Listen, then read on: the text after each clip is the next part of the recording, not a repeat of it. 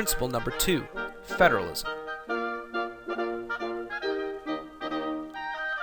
Federalism can be defined as the existence of a division of power between the national and state levels of government.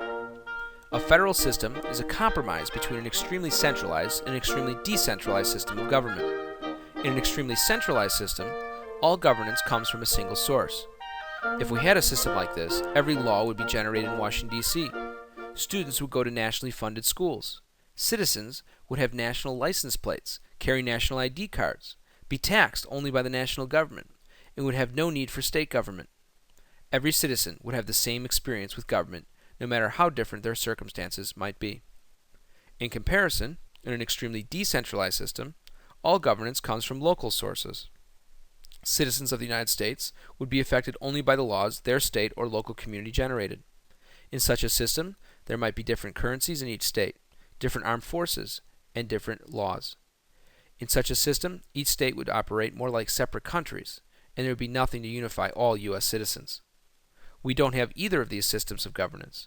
We have federalism, which is right in the middle of the two extremes. With federalism, citizens of the U.S. live underneath many laws generated by the national government, often referred to as the federal government, as well as state and local governments. With the federal system, we have a set of common laws that unite us as a nation, and even more laws that individual states pass while still maintaining a level of independence and choice.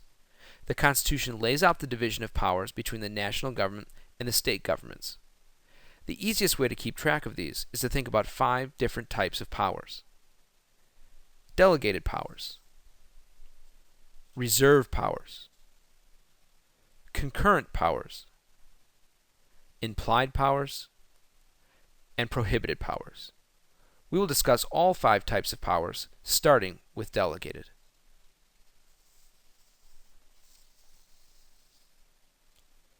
Delegated powers are sometimes called expressed or enumerated powers.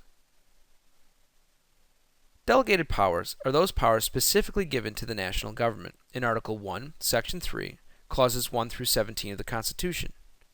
Some of these powers are the exclusive domain of the national government, while others are held by both the national and various state governments.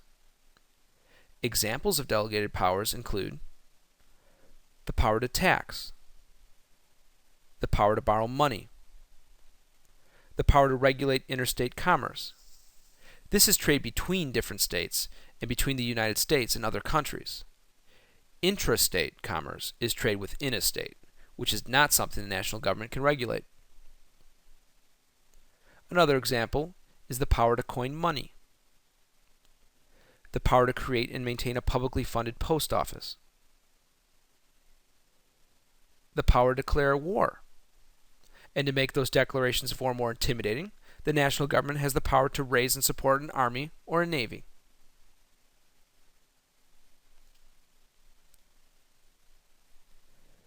Reserve powers are those powers reserved to the states. Instead of writing a giant list of those powers, the framers of the Constitution included a catch-all phrase in the form of the 10th Amendment. It reads, "The powers not delegated to the United States by the Constitution, nor prohibited to the states, are reserved to the states respectively, or to the people." This means that if the Constitution does not give a power to the national government, the power belongs to the states. Folks who take this phrase literally are what we call strict constructionists. They have a strict interpretation of the Constitution and believe that the national government should remain relatively small and within the confines of a literal interpretation of the Constitution. They offer little, if any, flexibility on this. Despite the ongoing debate about what is the domain of the states and what is the domain of the national government, we can point to some clear examples of reserved powers. That is, those powers reserved to the states exclusively. Education. While the national government has, in recent years, offered funding to those states that comply with national standards and policies, it is not within the national government's power to impose national education laws. States create and support their own education systems and can do so independently of national influence, and, if they choose to do so, independent of national funding.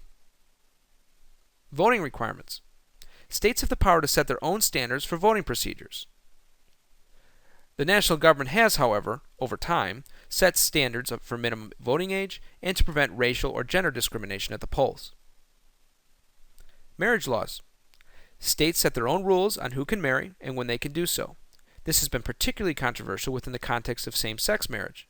The fact that marriage laws are reserved powers explains how same-sex marriage can be legal in one state and not another. Driving laws. Each state is free to decide its own rules of the road. The minimum driving age is not the same nationwide, nor is there a national speed limit. Some states have speed limits of 65, and others have highways with no speed limits at all. This is all possible because driving laws are reserved by the states rather than the national government. The next type of power we will discuss is concurrent. Concurrent powers are those held by both the national and state governments. Examples of concurrent powers include the power to tax. U.S. citizens may pay both federal and state taxes. Make roads. Some roads are built and maintained by state tax dollars, while others, especially interstate highways, are built and maintained with federal tax dollars. Borrow money. Sometimes governments raise money by taking out loans with private companies or banks, or by selling bonds to its own citizens. The national and state governments can do this. This chart shows you a more exhaustive list of delegated and concurrent powers. Notice that on the left side, we have a list of powers delegated exclusively to the federal government. On the right, we have a list of powers reserved exclusively for the states. In the middle are those concurrent powers shared by both state and national government.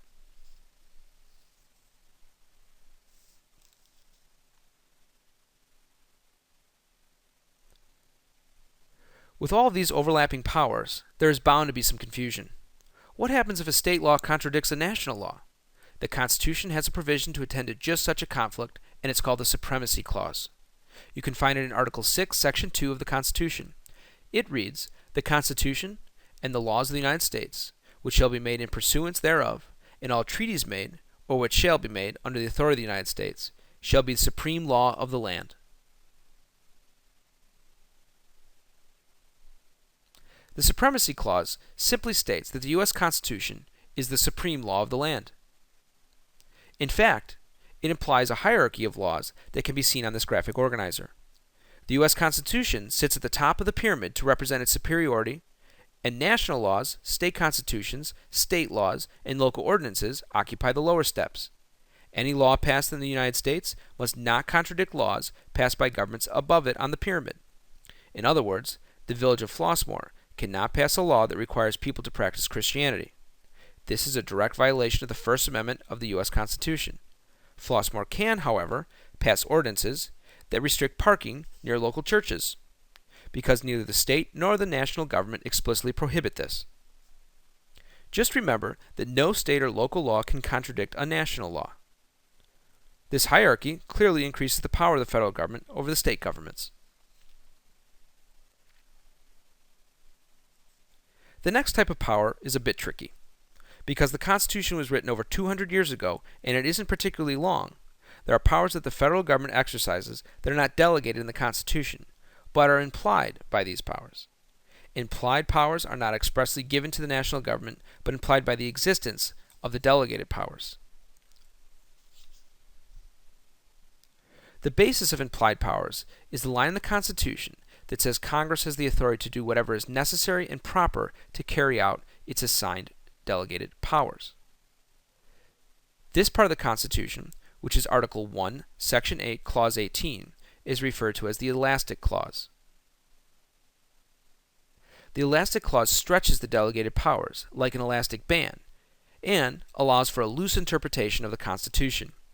Strict constructionists see this as an incorrect interpretation of the Constitution.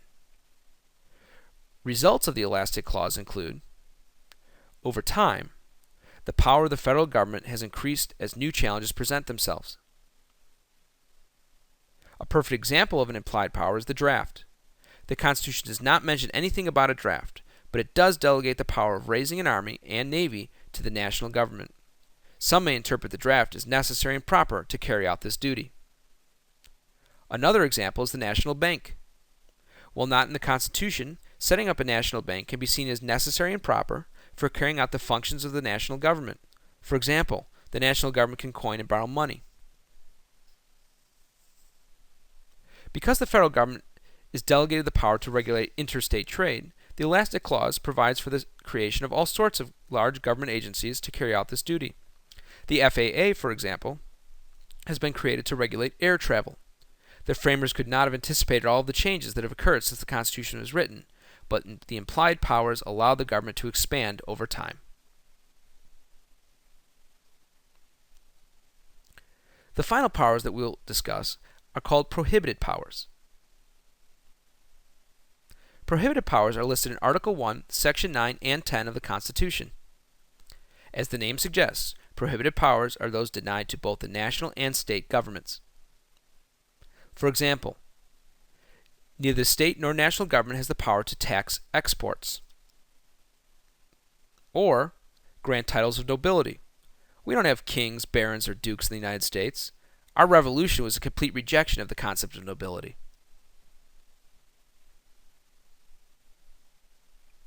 We will finish with an excellent example of the principle of federalism, the amendment process. An amendment is a change made to the Constitution. Since the ratification of the Constitution, there have only been 27 amendments. This is because the process was deliberately made very difficult. The founders wanted to ensure that any changes made to the Constitution would require the wide support of the people. There are two ways that amendments can be proposed. Congress may propose amendments approved by a 2/3 majority in each house, or the legislatures of 2/3 of the states may require Congress to summon a constitutional convention to consider amendments. There are two ways that amendments can be ratified or put into law. An amendment is official when 3/4 of state legislatures approve it, or when special conventions in 3/4 of the states approve it. Please note that every one of the 27 amendments has been approved using the first method of proposing and ratifying, except for the 21st Amendment. So how is this an example of federalism? Notice that the process of proposing amendments and ratifying amendments requires both national and state government support. The powers are divided by the national and state governments. This is the important principle of federalism in action.